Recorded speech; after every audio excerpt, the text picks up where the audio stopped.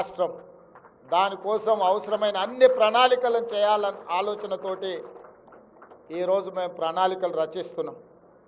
దీంట్లో భాగంగానే ఫార్మా సిటీలు కాదు, ఫార్మా విలేజ్లు తెలంగాణ రాష్ట్రంలో వివిధ ప్రాంతాలలో ఫార్మా పెట్టుబడులను ప్రోత్సహించి ఉత్పత్తి సామర్థ్యాన్ని పెంచాలన్న ఆలోచనతోని తెలంగాణ నలుమూలలో మినిమం ఒక 10 నుంచి 12 ఫార్మా విలేజ్లను ఎస్టాబ్లిష్ చేయాలని చెప్పి ఈరోజు మా ప్రభుత్వం నిర్ణయం తీసుకున్నది. ఇదే విధంగా నాకు తెలుసు డాక్టర్ శరత్, అనిల్, హరికి ఇంకా ఎక్కువ తెలుసు, ఎందుకంటే they are experts in their own field. మాకు రాజకీయాలలో అభివృద్ధి ఏ విధంగా ఉండాలనే ఒక బ్రాడర్ విజన్ మాత్రమే మేము చెప్పగలము. మైన్యూట్స్లో మాకు టెక్నికల్ ఎక్స్పర్ట్స్ కానీ ఎగ్జిక్యూటివ్ ఆఫీసర్స్ కానీ అసిస్ట్ చేయాల్సిందే. ఈరోజు నాకు తెలిసినంత వరకు మిడిల్ ఈస్ట్ కంట్రీస్ మన మీద అత్యధికంగా ఆధారపడుతున్నాయి ఈ మెడికల్ టూరిజంలో. చాలా మిడిల్ ఈస్ట్ కంట్రీలు వాళ్ళ దేశాలలో నిపుణులైన వైద్యులు లేకపోవడం వల్ల, ముఖ్యంగా హైదరాబాద్ నగరానికి, చెన్నై నగరానికి విపరీతంగా ఇతర దేశాల నుంచి వైద్యం కోసం వస్తున్నారు. ఈరోజు మీరు కార్పొరేట్ హాస్పిటల్లో ఎక్కడికి వెళ్ళినా ఒక స్పెషల్ బ్లాక్ నిర్మిస్తున్నారు ఈ మిడిల్ ఈస్ట్ కంట్రీస్ నుంచి కానీ, లేకపోతే ఇతర దేశాల నుంచి వైద్యాని కోసం వస్తున్న వాళ్లకు. అయితే ఇప్పుడు ఉన్నాయన్నీ కూడా అనార్గనైజ్డ్గా ఒక క్రమ పద్ధతిలో లేకపోవడం వల్ల మా ప్రభుత్వం ఆలోచన చేసి శంషాబాద్ ఇంటర్నేషనల్ ఎయిర్పోర్ట్ కూతవేటు దూరంలో 1000 acres 1000 ఎకరాలలో ఒక మెడికల్ టూరిజం హబ్ క్రియేట్ చేయాలన్న ఆలోచన పకడ్బందీగా ఒక ప్రణాళిక రచించి ఇక్కడుండే పేద ప్రజల నుంచి అందరికీ వైద్యం అందించే సంస్థలకు అక్కడ స్థలాన్ని కేటాయించి వెసులుబాటు కల్పించి కావలసిన వసతులను, బేసిక్ ఇన్ఫ్రాస్ట్రక్చర్, ఎసెన్షియల్ ఇన్ఫ్రాస్ట్రక్చర్ ఏదైతే ఉందో వీటన్నిటిని రాష్ట్ర ప్రభుత్వం ద్వారానే అక్కడ ఏర్పాటు చేసి, ఎయిర్పోర్ట్లో కూడా ఒక గ్రీన్ ఛానల్ ఏర్పాటు చేసి ఇతర దేశాల నుంచి కానీ అత్యవసర వైద్యం కోసం వచ్చే వాళ్లకు అన్ని రకాలుగా వీలు కల్పించే విధంగా ఎయిర్పోర్ట్ అథారిటీస్తో కూడా తెలంగాణ స్టేట్ గవర్నమెంట్ నెగోషియేట్ చేసి మెడికల్ టూరిజంని ప్రమోట్ చేయాలని చెప్పి ఈరోజు మా ప్రభుత్వం నిర్ణయం తీసుకున్నది.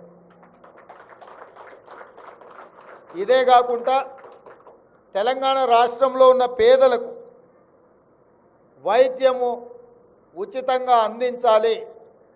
ఏ పేదవాడు కూడా వైద్య సహాయం అందక మరణించిండన్న వార్త తెలంగాణ రాష్ట్రంలో వినకూడదు అని మా ప్రభుత్వం నిర్ణయం తీసుకున్నది.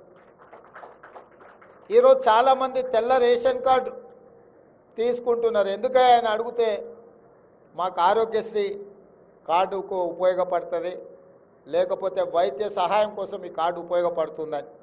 అందుకే మా పెద్దలు మిత్రుడు దామోదర్ రాజనరసింహ గారితో నేను మాట్లాడి ఈ రెండింటిని సెపరేట్ చేయదలుచుకున్నా.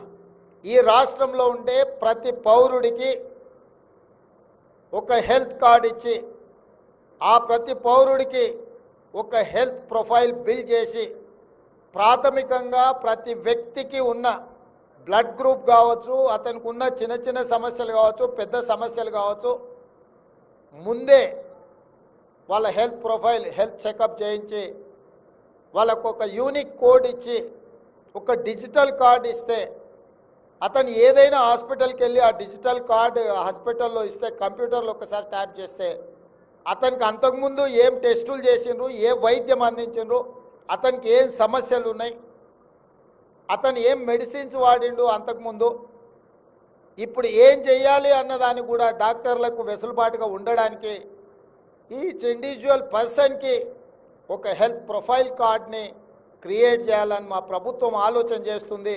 తొందరలోనే ఈ రాష్ట్రంలో ఉండే ప్రతి పౌరుడికి ప్రభుత్వం వైపు నుంచి ఉచితంగా వైద్యం అందించడమే కాదు, ఈచ్ ఇండివిజువల్ పర్సన్కి ఒక హెల్త్ కార్డ్ ఇచ్చి ఆ హెల్త్ ప్రొఫైల్లో వాళ్ళకు ఉండే అన్ని అసలు హెల్త్ చెకప్ చేసి వాళ్ళ బ్లడ్ గ్రూప్ నుంచి వాళ్ళ పూర్తి వివరాలు వాళ్ళకు గతంలో అందించిన వైద్య ఏమి అనేది కూడా అందులో పెట్టే విధంగా దాన్ని అడ్వాన్స్ టెక్నాలజీతో ఇంటిగ్రేట్ చేయాలని మేము ఆలోచన చేస్తున్నాము.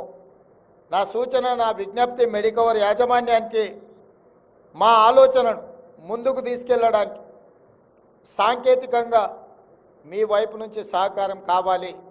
ఎందుకంటే దాదాపుగా ఈ రాష్ట్రంలో ఉన్న ప్రతి పౌరుడికి హెల్త్ ప్రొఫైల్ క్రియేట్ చేయాలంటే వాళ్ళ హెల్త్ చెకప్ చేయాలి.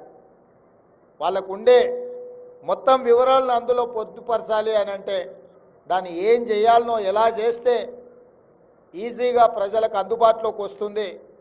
అదేవిధంగా తప్పుడు బిల్లులు చేసే వాళ్ళకు కానీ, రాజీవ్ ఆరోగ్యశ్రీని దుర్వినియోగం చేసే వాళ్ళని కానీ, లేదా వైద్యం చేసి చేయక బిల్లులు రాసి మందులు రాసే వాళ్ళ వివరాలు కూడా మాకు వాటిని ఈ డిజిటలైజ్ చేస్తే గుర్తించడానికి ఈజీగా ఉంటుంది. కొన్ని సందర్భాలలో మాకు సీఎం రిలీఫ్ ఫండ్లో ఈ మధ్యకాలంలో కొన్ని కంప్లైంట్స్ వచ్చినాయి. మనుషులు బాగానే ఉన్నారు కానీ వాళ్ళకు వైద్యం చేసినట్టు రికార్డ్స్ క్రియేట్ చేసి సీఎం రిలీఫ్ ఫండ్స్ నుంచి కోట్ల రూపాయలు కొంతమంది కొల్లగొట్టారు. ఇట్లాంటి వాటిని నియంత్రించడానికి కూడా ఈ హెల్త్ ప్రొఫైల్ అనేది పనికొస్తుంది. ఎందుకంటే పేషెంట్ ఇన్నోసెంట్ ఉంటాడు, ఆర్ అన్ఎడ్యుకేటెడ్ ఉంటాడు. వాళ్ళ పేరు మీద ఏదో రాసి ఏదో బిల్లులు ప్రభుత్వం ఇస్తుంది కదా అని ఎవరైనా తీసుకుంటే మళ్ళీ పోయినప్పుడు గతంలో ఏ వైద్యం చేసిరో అతని మీద ఏ బిల్స్ రికార్డ్ చేసిరో అందులో కనుక్కోగలిగినప్పుడు